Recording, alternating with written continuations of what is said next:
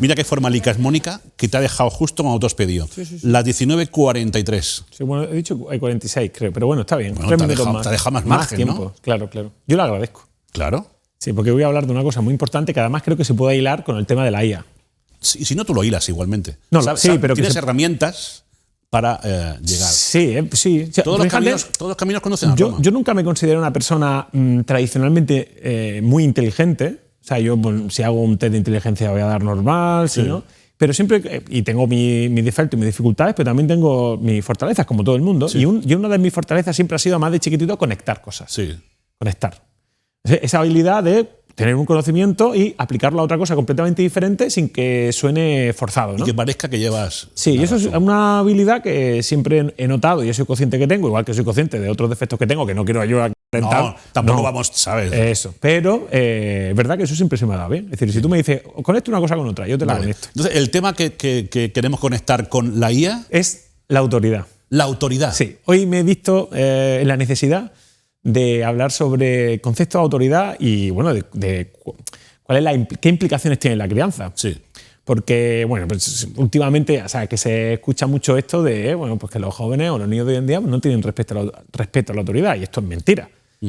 Tienen respeto a la autoridad que ellos aceptan, que es su autoridad. Claro. Que no es la que nosotros queremos que tuvieran. Vale. Pero ellos tienen una autoridad, pero que no tiene por qué coincidir con la nuestra. Con la nuestra. Y digamos, una de las. O sea, por definir primero un poco de autoridad, antes de analizar el tema, la autoridad es una entidad, que no tiene que ser porque es una persona, puede ser una administración, un ente compuesto por muchas personas o incluso etéreo, ¿no? Que tenga la capacidad de influir sobre otras. Sí. ¿Sabes? De influir, de dirigir sobre otras personas, ¿vale? Y esa autoridad se tiene que basar en varios principios. Y uno de ellos es la aceptación. La autoridad se tiene que aceptar, ¿vale? De manera explícita o implícita se tiene que aceptar. Y la autoridad va a utilizar una serie de recursos para ser aceptada, ¿vale? Entonces vamos a hacer un repaso de los tipos de autoridad, porque eso es lo interesante, ver cómo hemos ido moviendo esa autoridad a lo largo del tiempo y hemos ido perdiendo esa aceptación por parte de las autoridades clásicas y ganando aceptación otras que a lo mejor son un poco más modernas, un poco más actuales, ¿no? Venga, vamos a empezar a hablar de un grupo. Ya La apuntarlo, primera imagen, ya chicos. apuntarlo. ¿Tenemos imágenes y Sí, todo? tenemos imágenes, sí. ¿Cómo te has Me la ha hecho la IA, por cierto. Además, ahora un rato. Mírala. Mira, he agrupado estas como las más clásicas, digamos. Autoridad moral. Autoridad moral. ¿Quién es esa mujer? Bueno, una chica que por lo que se ve respetada por sus creencias o su Sí. tal. La autoridad moral es muy clásica, probablemente sea una de las primeras autoridades que surgieron en el ser humano. Por ejemplo, un cura puede ser una autoridad moral. Un filósofo que habla sobre cómo nos tenemos que respetar entre nosotros. Un maestro. Un maestro podría ser una autoridad moral, ¿vale? Luego la autoridad tradicional, que tiene más que ver con lo que se suele hacer, ¿no? Lo que aceptamos. ¿Ya has puesto por un tradición. indio? ¿Por qué? Sí, bueno, yo no sé, el ChatGPT ha puesto ahí, porque son como líderes tradicionales. Vale. Y por último, lo que es la autoridad legal, ¿no? Ley y regla, que está compuesta no solo por los jueces, sino también por la policía, por todo este. El orden y la ley. Sí, el orden y la ley. ¿Vale? Estas son autoridades más tradicionales, en el sentido en el que llevan presentes como mucho tiempo entre nosotros, ¿vale? Estas autoridades se basaban fundamentalmente ahora lo explico. Ya que me pone imágenes, pues yo sigo explicando. Claro. Te están alimentando, te están echando ahí vamos para la que... siguiente. Vamos a poner esta imagen que has puesto. A ver, volvemos a Ya la que Ahí está, autoridad formal. Claro, aquí ya empezamos ya en un mundo un poco más moderno, donde la autoridad se elige. En plan de, oye, tú tienes que recibir órdenes de esta persona y tú lo aceptas. Por ejemplo, tu jefe de trabajo. Claro, por ejemplo. ¿Vale? Una cosa, tú tienes que obedecer por una autoridad formal. Al niño, tú tienes que ir al colegio y tienes que obedecer al maestro. Esta autoridad formal se basa precisamente en el respeto a una autoridad superior, que determina esa autoridad formal. Dice, bueno, si a mí tú me impones esto como autoridad... Claro, a mí me lo ha dicho.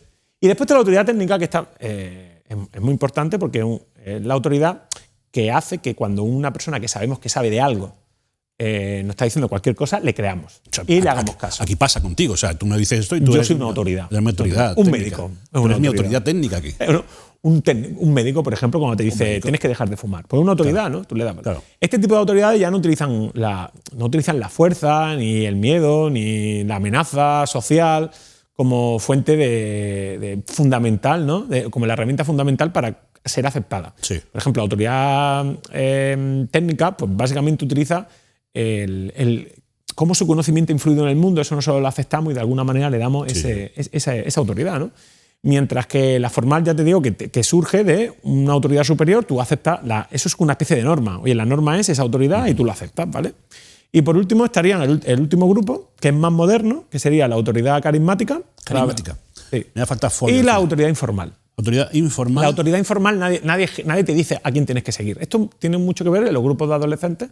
El líder es una autoridad informal, que además también es una autoridad carismática. Este tipo eso se casa de uno con el otro. Es que no son aisladas. Es que puede ser tradicional y moral, puede ser tradicional y ilegal. Sí. O sea, hay combinaciones. Puede ser técnica y carismática. Pero fíjate, en este yo creo que son muy similares, ¿no? Porque siempre el líder del grupo es el que destaca y es el que. Sí, es que se rigen por distintas características. El informal es, digamos, que ha surgido por la propia dinámica social, sin una imposición, y efectivamente el carismático funciona de esa manera. Es decir, digamos que. Pero también puede haber un carismático que sea formal. Es decir, puede haber un líder formal que también sea carismático. Claro. Entonces, un líder formal y además un líder carismático. Es más, luego en psicología de las organizaciones, cuando hablamos de distintos tipos de liderazgo, hablamos del líder carismático. Esto lo hacen los psicólogos para que nos hagamos un lío, ¿no? Esto en general, cualquier científico y cualquier persona que se invierta tiempo en entender algún tipo de conocimiento, le gusta mucho clasificar para entenderlo mejor. ¿Porque os aburrís? Sí, bueno, no, porque queremos explicar las cosas y para entenderlas pues se clasifican de esta manera. No deja de ser una clasificación un poco artificial. Oye, que eres mi autoridad técnica, que yo te creo. Tú me crees. Y asumo. Aquí la idea, que es lo que yo quiero explicar, es cómo este tipo de autoridad ha ido evolucionando al cabo del tiempo. Sí. Y las herramientas que antes tenían disponibles, cada vez en el mundo en el que estamos, digamos que son herramientas menos eficaces. Por ejemplo, la herramienta de la fuerza es una herramienta, y esto lo hemos hablado muchas veces, es una herramienta que ha ido perdiendo fuerza, valga la redundancia. Bueno, últimamente está otra vez lo de la fuerza. Se puede volver, podemos volver otra vez. Volviendo. Pero en el mundo en el que vivimos, en nuestra sociedad, en nuestra cultura, no me estoy yendo más lejos, en España. Sí, nos vamos a España o la sociedad occidental, tal y como la conocemos. Andalucía. Claro. Entonces eso ha hecho que ciertas autoridades tengan menos efecto ahora, ¿no? La tradicional y la moral también. Dice la crisis de valores. La crisis de valores tiene que ver con que el mundo está cambiando tan rápido que los valores van cambiando constantemente. Y eso hace que no te sientas identificado con los valores de hace poco. ¿Qué sucede? Que los valores de hace poco los valores antiguos te los transmite la autoridad, la supuesta autoridad. Entonces, como no te sientes identificado con esos valores, pues esa autoridad no te vale. Ya hay una crisis de valores y una crisis de autoridad. Tú fíjate que bien le he explicado. Sí, por el tema de que el mundo avanza muy rápido. Entonces, lo que yo le intento transmitir a mi hijo no es lo que, o mi hija, en este caso, no es lo que mi hija. Entonces, dejo de ser autoridad moral. Dice, era un viejales. Anda por ahí. ¿Qué me estás contando? Vete a la tele. Vale. Claro. Tampoco tengo la opción de zurrar a mi niña, porque por lo que sea está mal visto. No, porque ya la autoridad legal no me permite ejercer autoridad de fuerza. Efectivamente. Y más toque la autoridad técnica tampoco. Ahí está. La autoridad técnica también tiene ahora una crisis brutal de confianza, porque de alguna manera la gente ya desconfía de lo que le dice cierto tipo de autoridad, entonces deja de esa autoridad porque ya tampoco aceptamos, ¿no? Ahora cuando venga un científico y dice, no, por el cambio climático, no me creo nada. Yo no me creo nada de lo que me diga. Yo voy a sacar mis propias conclusiones mirando el mundo, ¿no? También hay crisis de esa autoridad, ¿no? Entonces ahora básicamente los niños funcionan por la autoridad informal y la autoridad carismática. Fundamentalmente es la autoridad a los que ellos le dan, sobre todo a partir de la adolescencia, a los que ellos le dan importancia. Entonces, claro, nosotros los padres y los profesores nos quejamos mucho de los niños no se dejan educar. Son difíciles de educar. No nos lo permiten. Los profesores dicen, pues nos faltan el respeto en clase, que además es cierto. No nos hacen caso de lo que decimos. Los padres dicen, les digo algo a mi hijo y no me hace caso. Antiguamente, cuando mi padre me dice una cosa, mira, esto es una frase muy guay y me gusta mucho en ¿Cómo entrenar a tu dragón? Sí. Que está estoico. Estoico es el padre del protagonista. Frustrado. ¿Estoico no era un jugador de fútbol? Sí, pues este estoico pues era un vikingo. Un vikingo. Un vikingo un poco bruto, ¿no? Sí. Estaba frustrado porque su hijo no era lo que él quería que fuera. Decía, no entiendo cómo es él, ¿no? Yo de pequeño me hacía lo que me decía mi padre. Y si mi padre me decía que reventara una piedra a cabezazo, yo lo hacía. No entendía por qué, pero lo hacía. Y eso tenía su importancia, ¿no? Entonces él está muy frustrado porque la autoridad de su padre no funciona con su hijo. Su hijo busca un referente carismático al que seguir y no es su padre, ¿no? Entonces tú fíjate cómo hemos cambiado en ese aspecto y hemos ido un poco en esa dirección. Correcto. Ya los niños, sobre todo a cierta edad, no se creen todo lo que le decimos. No sé si tú tienes esa percepción, ¿verdad? Que ya los niños son más críticos, más rebeldes. Sí, porque tienen más herramientas para percibir la información, la actualidad, incluso la vida, ¿no? Se han convertido en escépticos. Sí. Y ya, pues esto, de todas formas, también había antes algo. Yo me acuerdo estudiando con mi madre, que era profesora. Dice, no, así no me lo ha enseñado la seño. Siempre hemos tenido un punto de esa autonomía. Es verdad. Pero creo que ahora, en el mundo en que vivimos, más complejo, pues tenemos esa mayor posibilidad, ¿no? Entonces, los padres tenemos que entender cómo ser la autoridad de nuestros hijos, porque es la única manera de educarlos. No hay más. La única manera de educarlos es entender cómo ser autoridad de ellos. Entonces, la autoridad no es una cosa que te regale nadie. Podríamos decir, sí. No hay una academia. La formal sí, sí, pero no hay nadie, como ya no existe esa autoridad superior, claro, que tu padre, mira, el padre, por ejemplo, la madre sería una autoridad tradicional. Sí. ¿No? Se entiende que... pero no tiene por qué ser carismática. Pero es una tradicional. Pues el niño entiende que es lo que... Bueno, pues hay que obedecer al padre. A lo mejor incluso de un inicio es como una autoridad incluso biológica, que hay ¿no? Muy natural, que el niño aprenda del padre y se deje educar por el padre, es casi natural. Pero eso lo vas a perder pronto. ¿Qué se decía? Hasta un punto. Hasta un punto. Hasta una edad en la que se rompe esa... Y ahí es donde los padres tenemos que tener mucho cuidado de poder evolucionar esa forma de influir en nuestro hijo. Porque si bien al principio nos permiten ser muchísimo más directos, más rígidos, más, ¿no? Luego cuando son mayores tenemos que utilizar otros medios. A un niño de 15 años tú no le puedes decir lo que tiene que hacer. No a malas, por lo menos. Yo sé que nos gustaría y que algunas veces tenemos razón. De hecho, es que no puedo hacer eso. Ya, pero si no se trata de que tengas razón, se trata en cómo ganarte esa autoridad de tu hijo para que cuando le dé un consejo haya más posibilidades. No te digo que te vaya a hacer caso en todo. Haya más probabilidades de que al final acepte esos consejos, esa dirección, esa guía. Porque si no acepta el tuyo, se va a buscar otro. Claro, se va a buscar otra autoridad a la que engancharse. Una informal, claro, y carismática, que tú no representas, porque te has alejado, porque al querer meterlo en una cárcel, te has convertido en su carcelero. Ostras. Sí, los padres somos carceleros de los niños. Además, en parte es nuestro papel, y lo entiendo, pero ellos no nos pueden percibir de esa manera, como la persona que viene aquí a coartar mi libertad, a quitarme la autonomía. Entonces no te respeto.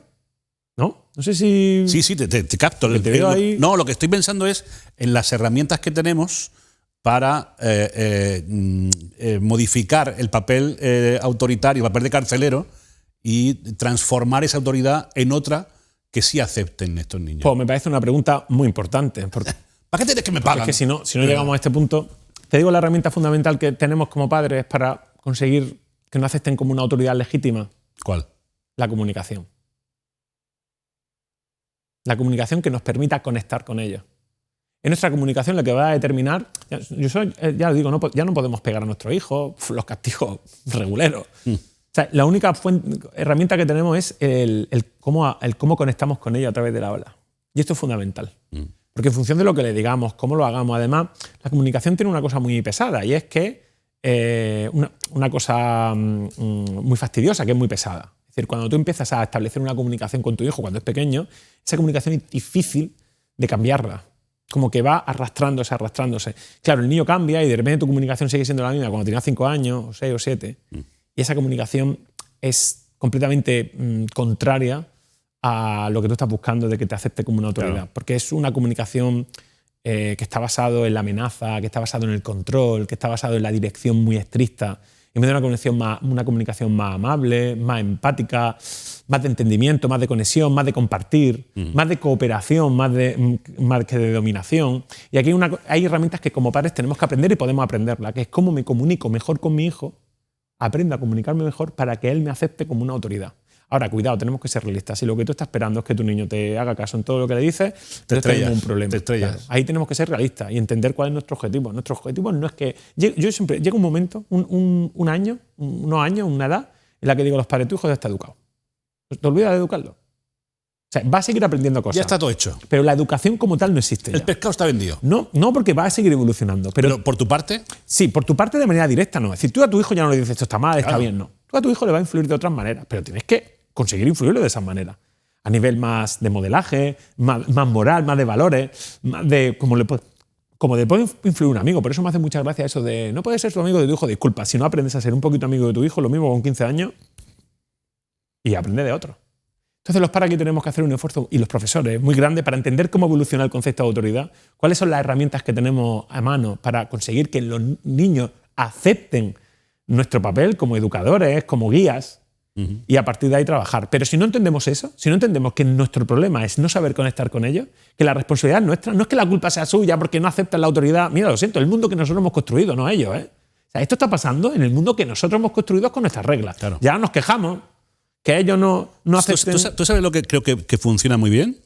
La empatía. La empatía. Tú decías la comunicación, estoy de acuerdo contigo, pero la empatía. Sí. O sea, el ponerse en su piel y sobre todo en recordar lo que te pasaba a ti con la edad que tiene ese niño y cómo reaccionabas tú, qué te molestaba y demás. Yo eso lo utilizo mucho. Sí, lo que pasa es que ese ejercicio puede ser complicado. Por eso de mirar el pasado en una época que no se corresponde con la edad, unos problemas diferentes. Eso es cierto. Entonces, la empatía no solo consiste, yo siempre digo, no solo consiste en decir qué pensaría yo en su situación, no, es entender lo que pensaría él en su situación. Exacto. Y es un poquito más complicado, pero estoy de acuerdo contigo. La empatía es una de las cosas más importantes. La empatía, la paciencia, la flexibilidad, el que no quieras que sea todo exactamente como tú crees que es correcto, que dejar margen de error. Fíjate, hablando contigo, creo que aquello que se hacía antes en los colegios, yo recuerdo antiguamente, ¿no? Antiguamente, hace unos años, hace algunas décadas, las famosas escuelas de padres que había en los colegios, que estaban en la AMPA, ¿no? Y que ayudaban, eran charlas como la que estamos haciendo tú y yo aquí, orientadoras, ¿no? En las que se conversaba, los padres preguntaban, oye, pues tengo un problema, ¿qué me aconseja y tal? Sería muy interesante volver a tomar Hombre, eso. a mí me encantaría poder recuperar eso. Lo que pasa es que el mundo ya es muy rápido y la gente no tiene tiempo de pararse un momento, pero me encantaría, ese tipo de iniciativas para mí. El poder reunirme con una serie de padres y ya no hablar, sino coordinar el cómo ellos se comunican, el que compartan sus propias soluciones, el que transmitan sus problemas. Eso me parece una iniciativa preciosa, que ojalá algún día pueda funcionar. Ojalá. Bueno, tenemos que dejarlo aquí. Venga. Muchísimas perfecto. gracias. A vosotros. Hasta la semana que viene. Hasta la semana que viene.